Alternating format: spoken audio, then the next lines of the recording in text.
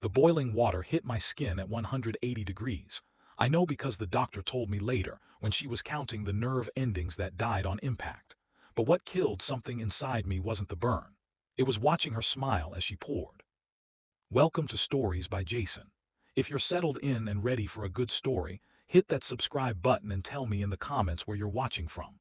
I've got another exciting story coming your way tomorrow, and trust me, you don't want to miss it. Thank you so much for the love and support. You're truly appreciated, and I'm so grateful to have you here with me. I've always been good at disappearing. Not literally, of course, though there were days I wished I could master that particular trick. No, my specialty was the kind of invisibility that comes from perfection, from anticipating needs before they're spoken, from moving through spaces like air, essential but unnoticed. For 3 years I'd been the ghost in Alexander Montgomery's penthouse, the 37th floor of Montgomery Tower, where the Seattle skyline spread out like a kingdom beneath floor-to-ceiling windows, and every surface cost more than most people's cars. I knew every inch of those 8,000 square feet. I knew he took his coffee at 6:47 a.m., exactly 13 minutes after his alarm. I knew he preferred his newspapers physical, not digital, arranged in a specific order on the breakfast table. I knew the precise angle he liked his desk chair, the temperature he kept his study, the way he rubbed his left temple when quarterly reports disappointed him. I knew everything about Alexander Montgomery, except what his smile looked like when it reached his eyes. In 3 years I'd seen him smile plenty, the corporate smile, all teeth and no warmth, that he deployed in video conferences. The tight, controlled expression he gave to business partners. The absent, distracted curve of his mouth when he was working through complex problems and someone interrupted him. But never the real thing, never unguarded. I'd made peace with that. I wasn't hired to know Alexander Montgomery, billionaire CEO, tech innovator, and Seattle's most eligible bachelor at 34. I was hired to maintain his environment, to be part of the infrastructure that allowed him to function at his highest level, like the climate control system or the automated security protocols. Invisible, professional, perfect. It had worked beautifully until Camille Whitmore walked into the penthouse on a Tuesday morning in November, trailing Chanel No. 5, an entitlement like twin clouds behind her. "So you're the help," she'd said, looking at me the way you'd examine something unpleasant stuck to your shoe. Not "You're Elena," though I'd introduced myself. Not "Nice to meet you." Just "the help," with an emphasis that made it sound like a diagnosis of a communicable disease. Camille Whitmore was everything I wasn't. Old money, East Coast educated, connected to the kind of families that didn't just attend galas but hosted them. She was beautiful in that specific way that requires generational wealth, the kind of beauty that's built on good genes, better nutrition, personal trainers, dermatologists, and the confidence that comes from never once wondering if you're worth the space you occupy. Blonde hair that moved like water, not a strand out of place. Skin that glowed with whatever combination of treatments kept the wealthy looking perpetually dewy. A body maintained by Pilates instructors and nutritionists, dressed in clothes that cost more than I'd earned in the past 6 months. And she was Alexander's fiancée. The engagement had been announced 3 weeks earlier, and the business press had gone wild. Montgomery and Whitmore unite, a tech and finance power couple. The Whitmore family controlled one of the largest private equity firms on the East Coast. The marriage would consolidate resources, create strategic advantages, open doors that were closed even to someone as powerful as Alexander. It was the perfect match, on paper. In person, watching them together, I saw something different. I saw the way Alexander's shoulders tensed when she entered a room, the way his responses to her became monosyllabic, efficient, designed to end conversations rather than sustain them, the way he found reasons to stay late at the office, to take calls in his study, to exist in any space she wasn't currently occupying. But that wasn't my business. My business was making sure his home ran like clockwork, that he had one place that operated exactly as it should, without complication or drama or demand. At least that had been my business. Camille had other ideas. "I'll be redecorating," she announced on her first full day in the penthouse, trailing through rooms like a general surveying conquered territory. "Obviously, this whole aesthetic is very masculine, very cold. It needs a woman's touch." She said "woman's touch," while looking directly at me, making it clear that whatever I was, I didn't qualify. "The guest rooms will become my personal suite," she continued. "I'll need my own bathroom redone, marble heated floors, a proper soaking tub, and this kitchen," she wrinkled her nose, Well, it's functional, I suppose, but we'll be hearing a private chef. No offense to whoever's been doing the cooking. Elena does the cooking, Miss Whitmore, I said quietly. Mr. Montgomery has specific preferences. Which will change when he has a wife, she cut me off. I think we can agree that things will be different once I'm living here permanently. The way she said living here permanently made it sound like a hostile takeover, which I suppose it was. Of course, Miss Whitmore, I replied, keeping my voice neutral, professional. I'll coordinate with Mr. Montgomery about any changes. Her eyes narrowed. You'll coordinate with me. I'm going to be Mrs. Montgomery. That makes me your employer. Not yet, I thought. You're not Mrs. Montgomery yet. But I didn't say it. Instead, I nodded and excused myself to finish the afternoon's tasks. That was the pattern for the next 2 weeks. Camille would arrive. She wasn't living in the penthouse full-time yet, thank God, and immediately begin her territorial marking, criticizing my work, rearranging things I'd carefully organized to Alexander's preferences, leaving messes for me to clean up while making pointed comments about what staff is for. And watching, always watching. I realized after the first week that Camille wasn't just being difficult. She was being strategic. She was testing boundaries, establishing dominance, making sure I understood my place in the new hierarchy. But it was more than that. She was watching how Alexander interacted with me, how he thanked me for his coffee, how he asked about my day occasionally, a brief moment of seeing me as a person rather than a function. How sometimes, when he was exhausted and I'd left his favorite meal warming in the oven, he'd pause and offer a genuine "Elena, this is exactly what I needed. Thank you." Small moments, nothing inappropriate, nothing that crossed any lines. But Camille saw them, and they enraged her. I realized the horrible truth one Thursday evening when I was leaving for the day. Camille had arrived an hour earlier and was drinking wine in the living room. I could feel her eyes on me as I gathered my coat and bag. "Must be nice," she said suddenly, her voice sharp with something that sounded like accusation, having so much access to him.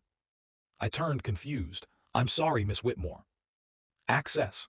She swirled her wine, studying me over the rim of her glass. "You're here when he wakes up, you're here when he comes home. You see him more than I do, more than his fiancée." I'm just doing my job, Miss Whitmore." "Are you?" She stood, walking toward me with the careful precision of someone who'd had exactly enough wine to lose their filter but not their coordination. "Because from where I'm standing, you look like a woman who's gotten very comfortable in someone else's home, someone else's life, someone else's man." My heart hammered. "Miss Whitmore, I assure you, I've never been anything but professional." "Professional," she laughed, but it wasn't a pleasant sound. "Is that what we're calling it? The way you anticipate his every need, the way you know exactly how he likes everything, the way you're just, always, there. That's my job." "Your job?" She stopped inches from me and I could smell the expensive wine on her breath. "Let me tell you something about jobs, Elena. They're replaceable. Staff comes and goes. Alexander could have anyone do what you do. Anyone. So if you think that your particular attentiveness makes you special in any way, you're deluding yourself." She said particular attentiveness like it was something dirty, something shameful.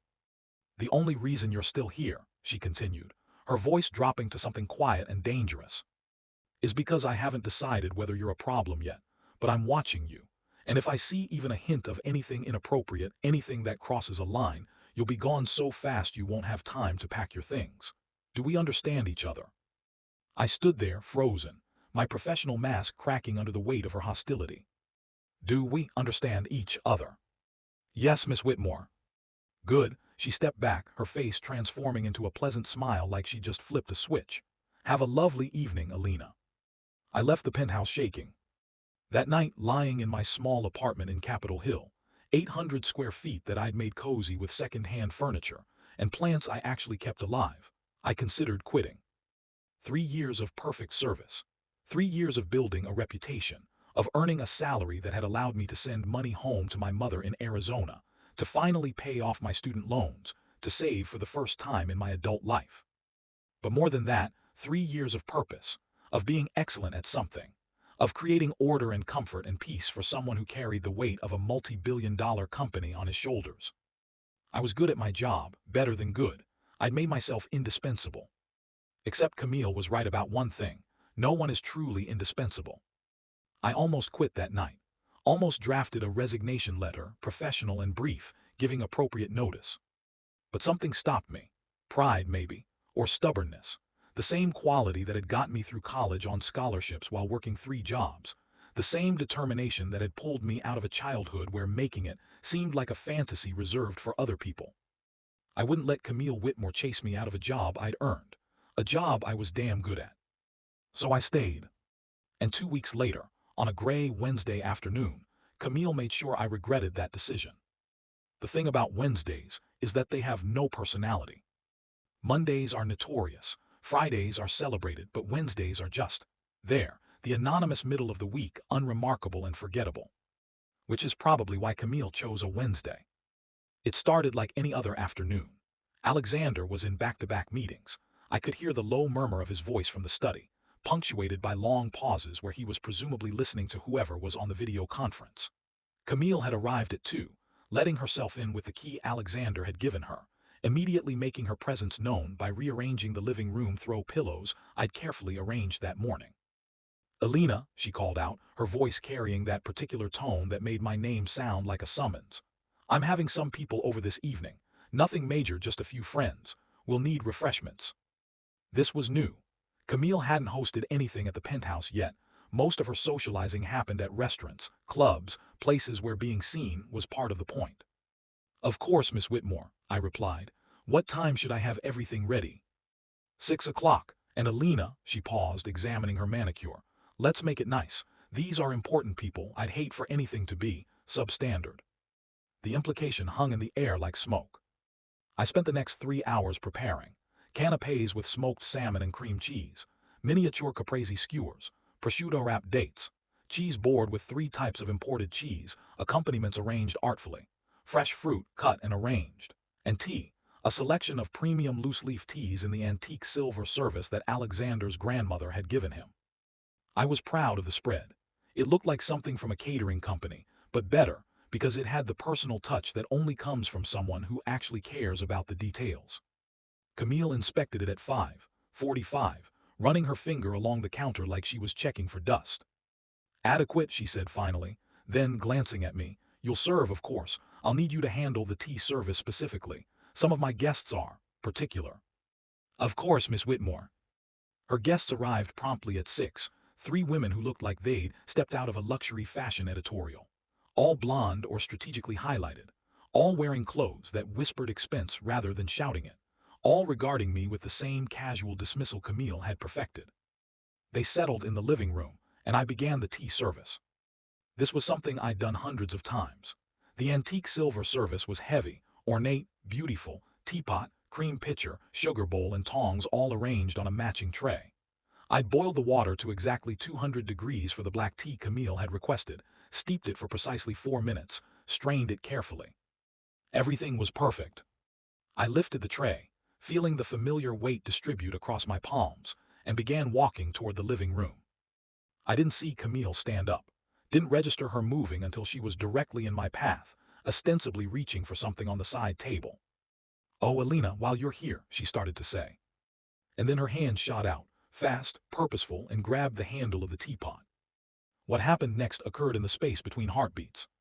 She tilted the pot toward me, not accidentally, not clumsily, but with clear intent, and poured. The boiling tea hit my left hand at full heat. The pain was instantaneous and total. Not sharp like a cut, but overwhelming, all-consuming, the kind of pain that whites out every other sensation and thought. I felt my skin contract and blister, felt the heat driving deep into tissue, felt something fundamental being damaged. I screamed. The sound that came out of me wasn't human. It was animal, primal, the noise that escapes when your body experiences something it was never designed to tolerate.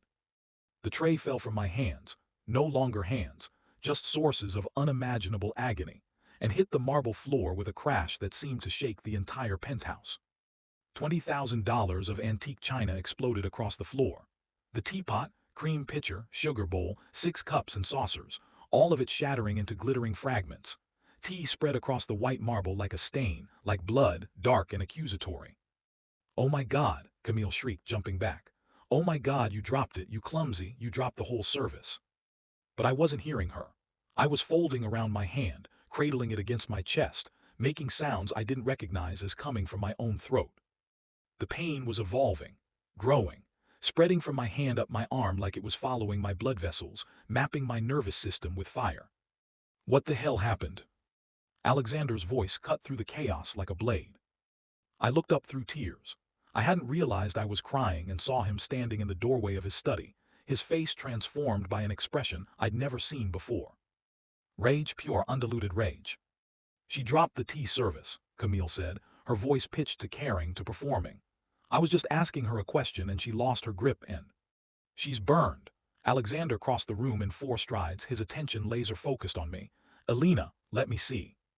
I couldn't unclench my hand from where I'd pressed it against my body. Couldn't make my muscles obey. The pain had created a feedback loop that my brain couldn't break. Elena, his voice softened, but the intensity didn't diminish. I need to see how bad it is. I know it hurts, but I need to see. Slowly shaking, I extended my hand. The skin was already blistering. Angry red blooming into white patches where the damage went deeper. The entire back of my hand, fingers, part of my wrist, all of it damaged, cooked, destroyed. Alexander's face went white, then gray, then something that looked like carved stone. Call 911, he said, his voice deadly quiet. Oh, surely that's not necessary, Camille started. Call 911. The words exploded out of him with such force that Camille actually stumbled backward. Degree burns, possible nerve damage, now. One of Camille's friends fumbled for her phone. Cold water, Alexander continued, his focus returning to me. We need to get you to the sink. Can you walk? I nodded, though I wasn't sure. Everything felt unreal, disconnected, like I was watching this happen to someone else. Alexander supported me to the kitchen, his hand on my back, steadying me. At the sink, he turned on the cold water and guided my hand under the stream. The relief was immediate and minimal. The water helped marginally, but the pain was still a living thing, writhing and roaring. Keep it there, he said. Keep it under the water. The ambulance will be here in 6 minutes. 6 minutes, a lifetime.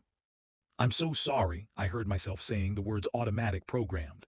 The tea service. I'm so sorry, I'll replace it, I'll work it off. I'm so sorry. Elena. Alexander's voice made me look at him. His face was inches from mine, his gray eyes holding mine with an intensity that cut through even the pain. I don't give a damn about the tea service.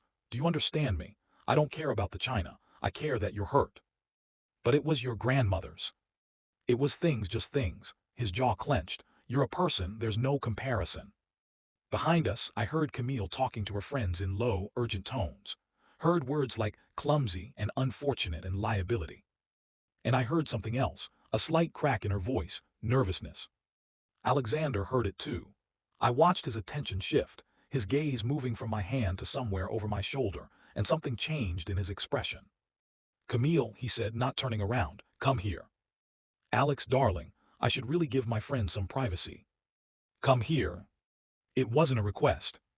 I heard her footsteps, felt her presence behind me. Tell me exactly what happened, Alexander said, still not looking at her. Step by step. I told you, she was bringing the tea service, and I was just asking her a question, and she lost her grip. That's not what I asked. Now he did turn, and I saw Camille's face reflected in his expression, saw her looking at something that terrified her. I asked you to tell me exactly what happened. What question did you ask her? I don't remember. Something trivial. Does it matter? Where were you standing? I was on the couch, by the side table. No, Alexander said quietly. You weren't. When I came out of my study, you were standing, right in her path, and you were holding the teapot. The silence that followed was profound. That's ridiculous, Camille said, but her voice had changed. Why would I be holding the teapot? That's an excellent question. Alexander's voice was soft now, deadly soft.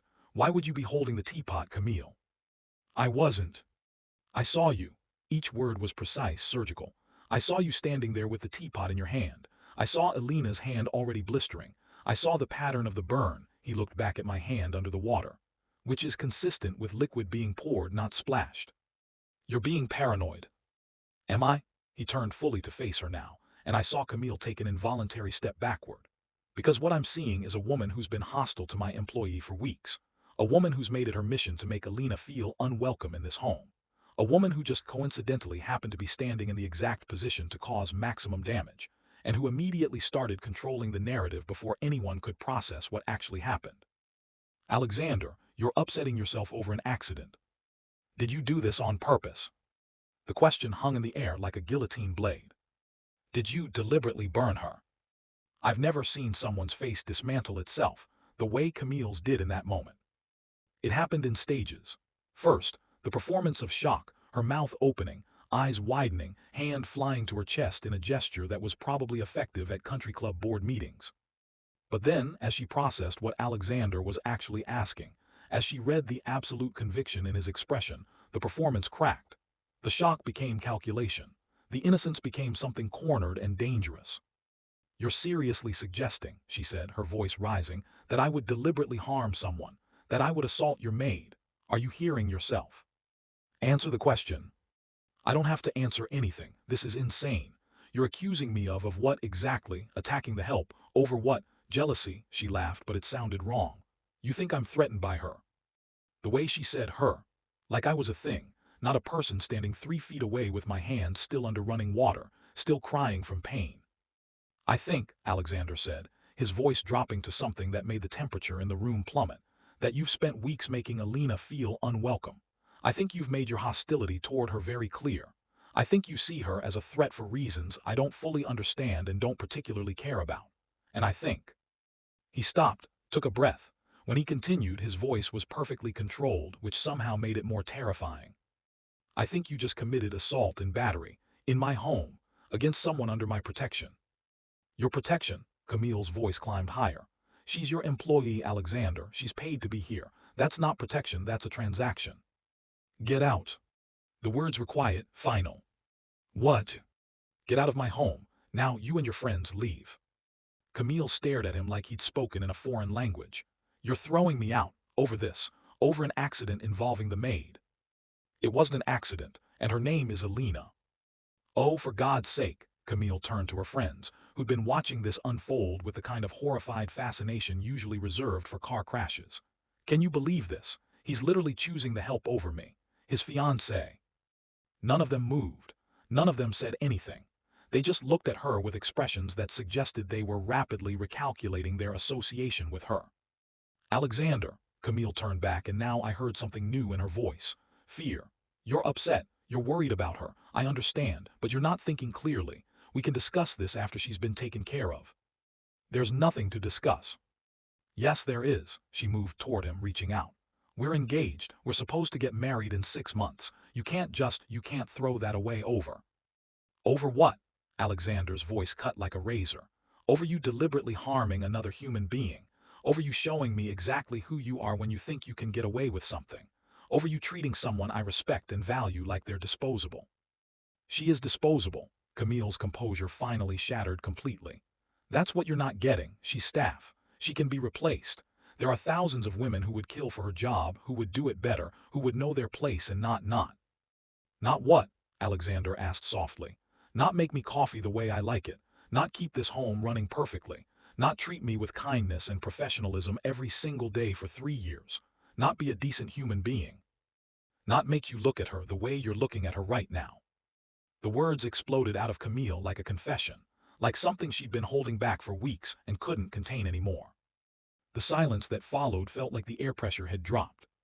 The way I'm looking at her, Alexander repeated slowly, is with concern because she's hurt, because someone deliberately hurt her. No, Camille's voice was shaking now. No, that's not, you know what I mean. You know exactly what I mean. I really don't. You notice her. The words were coming faster now, tumbling out. You see her, you thank her and ask about her day and smile at her, really smile, in a way you never smile at me. She's in your home every day, she knows you better than I do, she's there for you in ways I can't be, and you don't even see how inappropriate that is. Inappropriate, Alexander said flatly. Noticing that someone is doing an excellent job is inappropriate. When you look at them like that, yes. Like what, Camille? Like they're human. She made a frustrated sound. You're deliberately misunderstanding. No, I understand perfectly. Alexander's voice had gone quiet again, but now there was something else in it, something sad. This was never about Elena. This was about your insecurity, your need to control everything in my life, your inability to tolerate anyone else having value to me. That's not. The engagement is over. The words fell like stones into water. Camille went absolutely still. What? You heard me. We're done. I'll have my lawyers contact yours about the arrangements. You can't be serious. Her voice was barely a whisper now. Over her. Over the fact that you deliberately burned another human being, Alexander corrected. Over the fact that when I asked you about it, you lied. Over the fact that even now, you're more concerned about losing your position than about Elena's injuries. Over the fact that you just showed me exactly what kind of person you are, and it's not someone I want in my life. Alexander, please. I need you to leave. Before the ambulance gets here. I don't want Elena subjected to your presence any longer. Camille looked at him, then at me, then back at him. And in her eyes I saw the calculation happen, saw her weighing her options, saw her decide that dignity, or the performance of dignity, was the only thing left to save. Fine, she said, her voice hardening into something brittle and sharp. Fine, end your engagement, blow up your life. For what, for her, you think she's special, you think she's different, she's nothing, Alexander, nothing. She grabbed her purse, snapped her fingers at her friends, who scrambled to follow and headed for the door. At the threshold she stopped, turned back. You'll regret this, she said. When the novelty wears off and you realize what you've given up, when you're alone because you destroyed the best arrangement you could have had, when everyone knows what you chose. The only thing I'll regret, Alexander replied, is not seeing who you were sooner. She left. The door closed behind her with a soft click that somehow sounded louder than a slam. And then it was just us, Alexander and me, and the sound of water running over my burned hand. I'm sorry, he said quietly. I looked at him, confused through the pain. Why are you apologizing? For not seeing it, for not realizing how she was treating you, for bringing someone into your workspace who made you feel unsafe. He ran a hand through his hair, a rare gesture of uncertainty. I should have seen it. You couldn't have known she'd. I should have seen who she was. He looked at me, and there was something in his expression I couldn't identify. I should have protected you better. You just ended your engagement to protect me.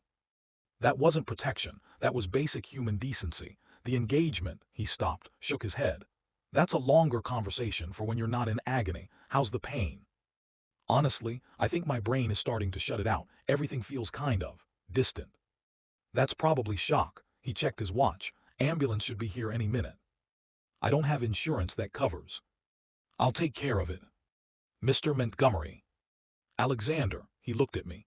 After all this, I think you can call me Alexander. I work for you. You work with me, there's a difference. Before I could process that, he continued.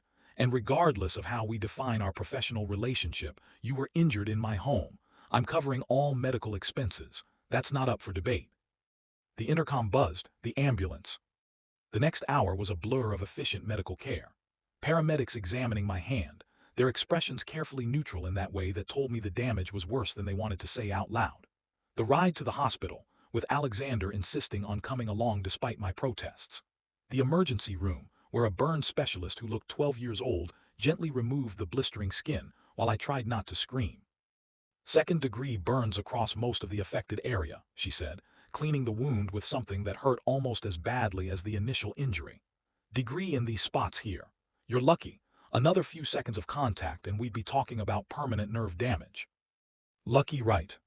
We'll dress it, prescribe pain medication and antibiotics, and you'll need to come back for follow-up in 3 days, she continued. Keep it clean, keep it dry, watch for signs of infection. No heavy use of this hand for at least 2 weeks. 2 weeks. My mind immediately started calculating the implications. 2 weeks without being able to do my job properly. 2 weeks of being limited, impaired, a burden. She'll have everything she needs, Alexander said from where he'd been standing silently in the corner. The doctor glanced at him, the only person wearing a $3,000 suit in the ER, and nodded. You're her employer, I said quickly. Partner, Alexander said at the same time. The doctor looked between us, clearly deciding this wasn't her business, and finished bandaging my hand. When we finally left the hospital, my hand wrapped in enough gauze to be a cartoon mummy, pain medication making everything feel soft-edged and surreal. It was nearly 10 p.m. I'll drive you home, Alexander said, leading me to where his Tesla waited at the curb. You don't have to. Elena, he opened the passenger door, please just let me do this. So I did. The drive to Capitol Hill was quiet. I gave him my address, watched him navigate streets he'd probably never driven before, watched the penthouse towers of downtown give way to older buildings, smaller apartments, the actual city where actual people lived. He pulled up outside my building. A converted house split into 4 units, mine on the second floor, and killed the engine. Thank you, I said, for everything, for believing me, for... Elena. I stopped. Can I ask you something? He was looking straight ahead through the windshield, not at me. Did you know that she hated you? Yes. Why didn't you say anything? I considered the question, the real answer. Because, I said slowly, saying something would have meant asking you to choose, and I couldn't do that. It wasn't my place. You're right, he said quietly. It wasn't your place to have to ask. It was my responsibility to see what was happening and address it. I failed at that. You didn't fail. I did. Now he did look at me. I've spent 3 years not seeing you, Elena, really seeing you. You've been this perfectly functioning presence in my life, essential but invisible, and I let that be enough because it was comfortable, because it meant I didn't have to think about how my life impacts yours, because treating you like infrastructure is easier than treating you like a person. I didn't know what to say to that. But you are a person, he continued, a person who's made my life immeasurably better, a person who deserves better than what happened today, a person who, he stopped, started again. I'm sorry for not seeing you sooner, for not valuing you properly, for letting someone into my home who hurt you. The engagement, I said quietly, you really ended it over this. Yes. Your family's going to be furious. The business implications. I don't care. The Whitmores are powerful. Elena, he turned fully in his seat to face me. I ended the engagement because Camille deliberately hurt someone I care about, but I'm not going to lie and pretend that's the only reason. The engagement was a mistake from the beginning, a business arrangement that looked perfect on paper and felt hollow in reality. I've been looking for an exit for weeks. You have. You really didn't notice, a ghost of a smile. Every time she was in the penthouse, I found excuses to be somewhere else. Every time she talked about wedding plans, I changed the subject. I've been slowly suffocating, and the only time I could breathe was... He stopped abruptly. Was what? I asked. He looked at me for a long moment, and in the dim light from the street lamps I finally saw it, the expression I'd never seen before. A real smile, unguarded, reaching his eyes. We should talk, he said, but not tonight, not when you're injured and medicated and probably processing trauma. Go inside, rest, take tomorrow off. I'll see you when you're ready to come back. I can work tomorrow.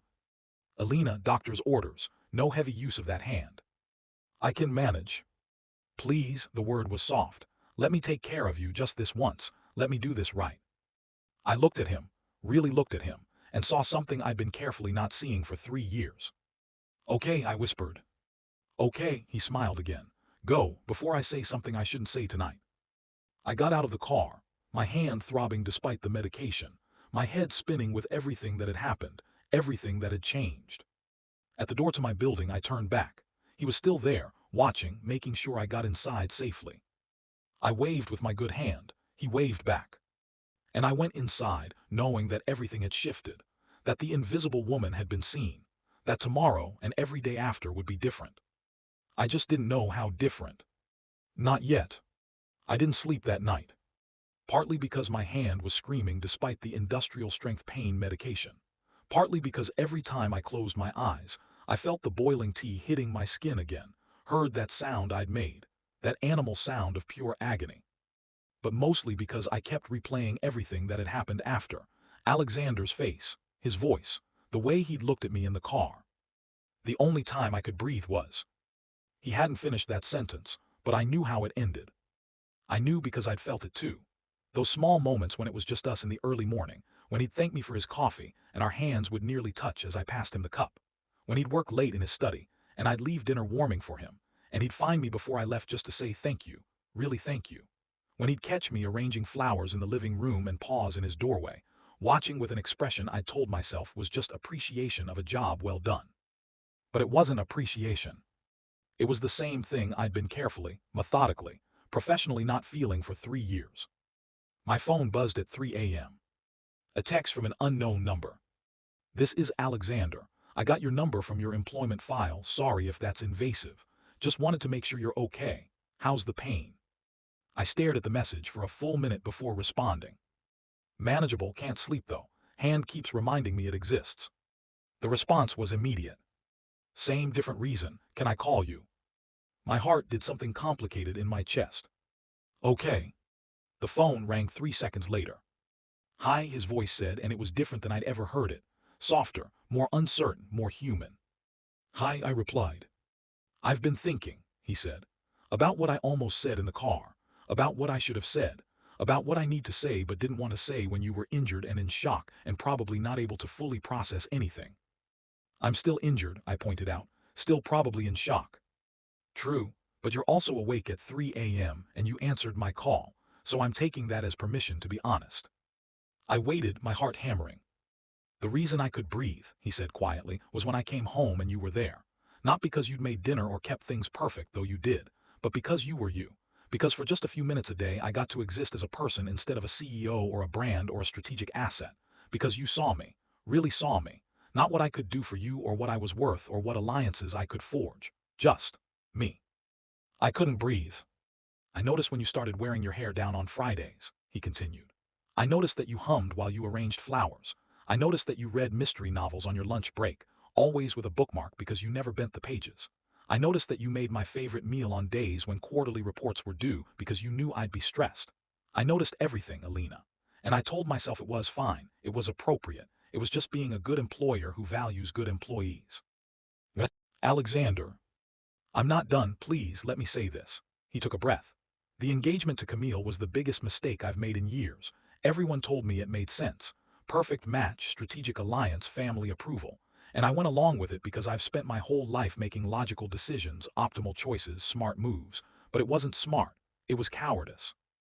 Cowardice.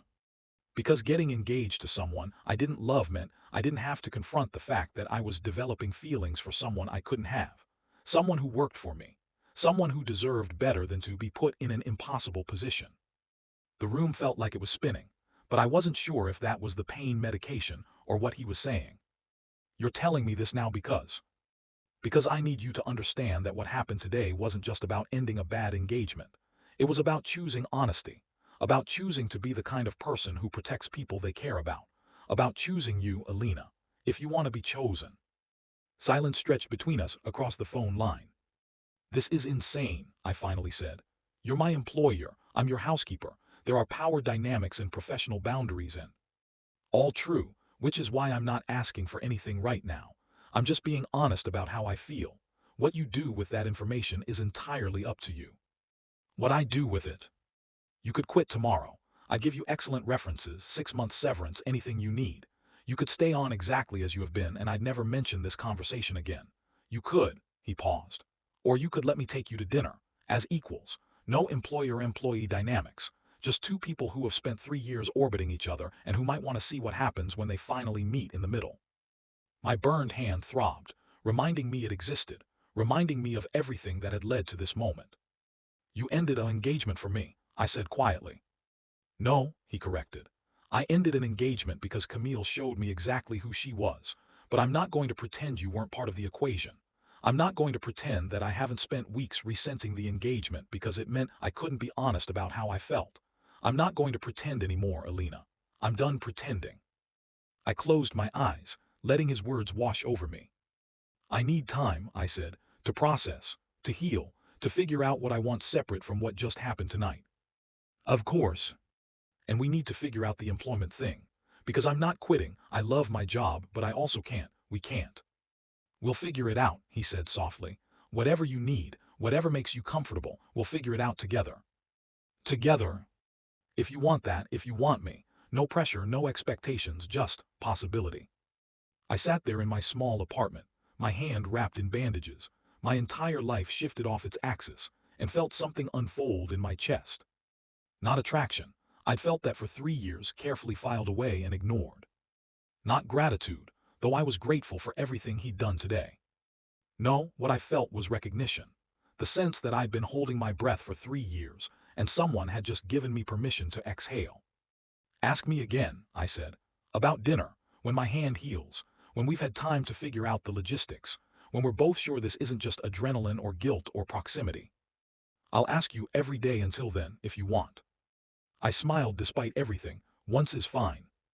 Noted, I could hear the smile in his voice too.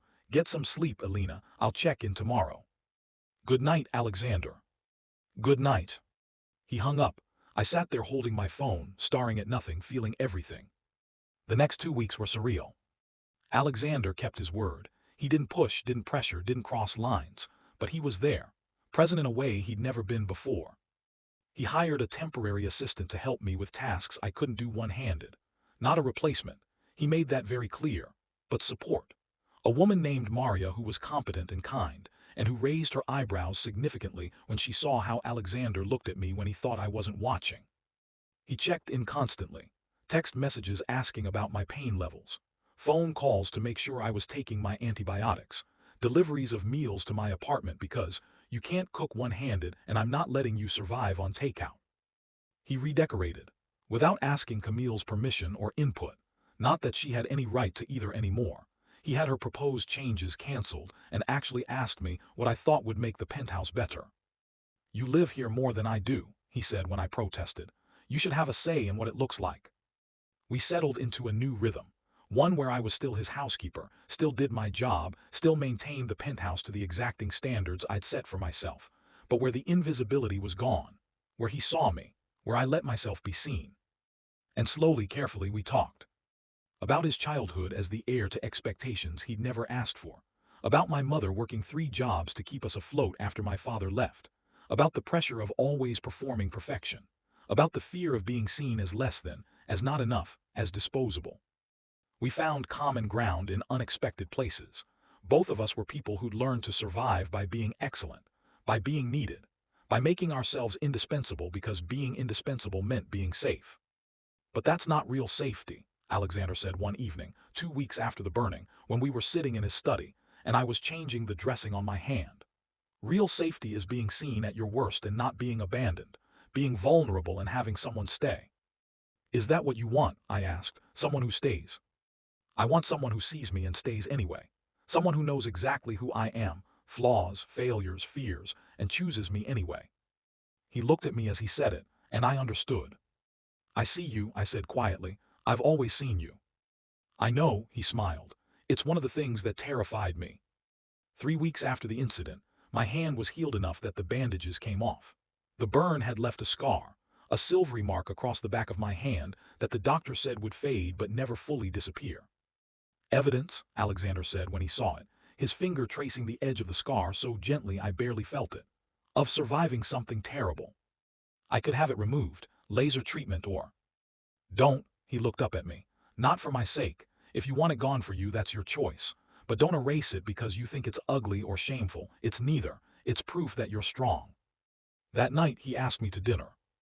Not in the penthouse, not as employer and employee, but at a restaurant, a small Italian place in Fremont that he said he'd been wanting to try, as equals. As 2 people exploring possibility. "Is that a yes?" he asked when I hesitated. I looked at him. At this man who'd seen me, who'd chosen me, who'd blown up his carefully constructed life because someone had hurt me. At this man who'd spent 3 weeks proving that his words at 3 a.m. weren't just adrenaline or guilt or temporary insanity. At this man I'd been not falling for 3 years. "Yes," I said, "it's a yes." The smile that broke across his face was like sunrise. Dinner was perfect. Not because the food was exceptional, though it was, or because the ambience was romantic, though it was that too, but because for the first time in 3 years we talked as equals. As people who chose to be there, not because of contracts or obligations or professional necessity, but because we wanted to be. We talked about everything. Books and movies and travel and dreams. The things we'd given up to be where we were. The things we still wanted. The people we'd been before the weight of responsibility had shaped us into our current forms. "I wanted to be a teacher," Alexander admitted over tiramisu. "When I was 8, before I understood that wanting something didn't matter when you were born into something else." "You could still teach," I pointed out. "Guest lectures, mentorship, there are ways." "Maybe," he looked at me. "What about you? What did you want to be?" "Happy," I said honestly. "I just wanted to be happy, to have enough, to not be scared all the time that it would all disappear." "And now?"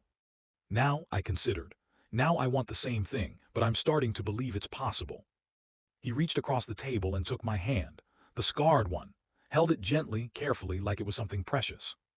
"I'm going to make sure you always have enough," he said quietly. "I'm going to make sure you never have to be scared. Not of losing your job, not of being invisible, not of anything. That's a promise." "You can't promise that. Nobody can control everything."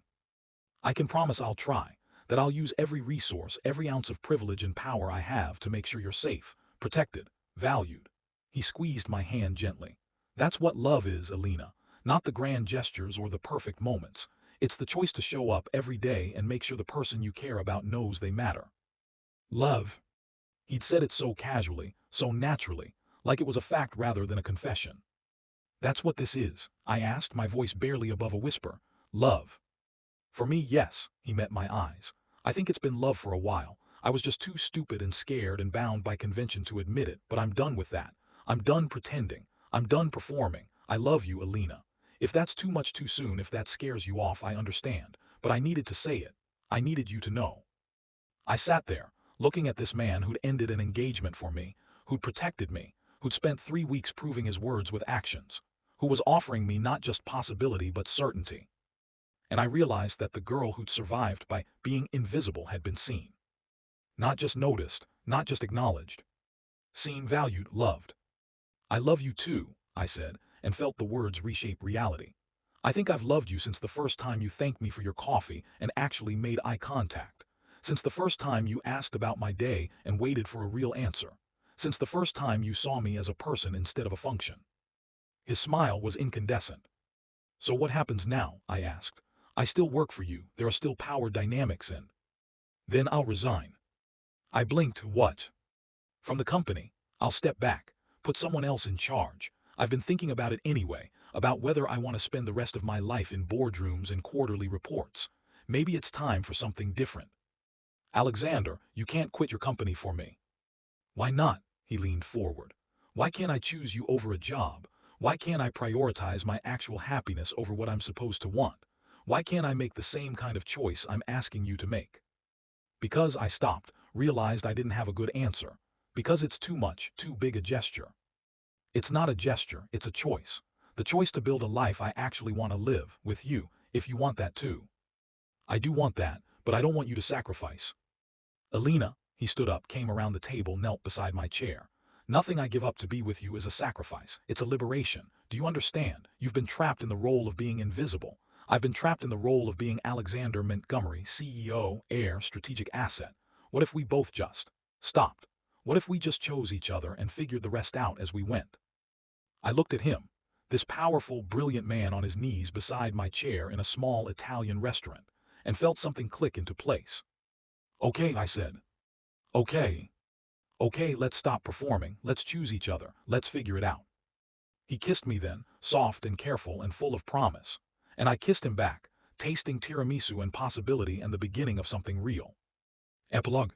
6 months later, I still had the scar. It had faded, the silver mark less angry, more subtle, but it was there. A permanent reminder of the day my life changed, the day I stopped being invisible. Alexander had kept his promise. He'd stepped back from daily operations at Montgomery Technologies, moving into an advisory role that gave him flexibility and freedom. He'd given me a choice: stay on as his housekeeper, transition to something else, or quit entirely with full support. I'd chosen something different. I'd gone back to school, using the money I'd saved and the scholarship Alexander had quietly established at the local university. Business management, event planning, skills that would let me build something of my own.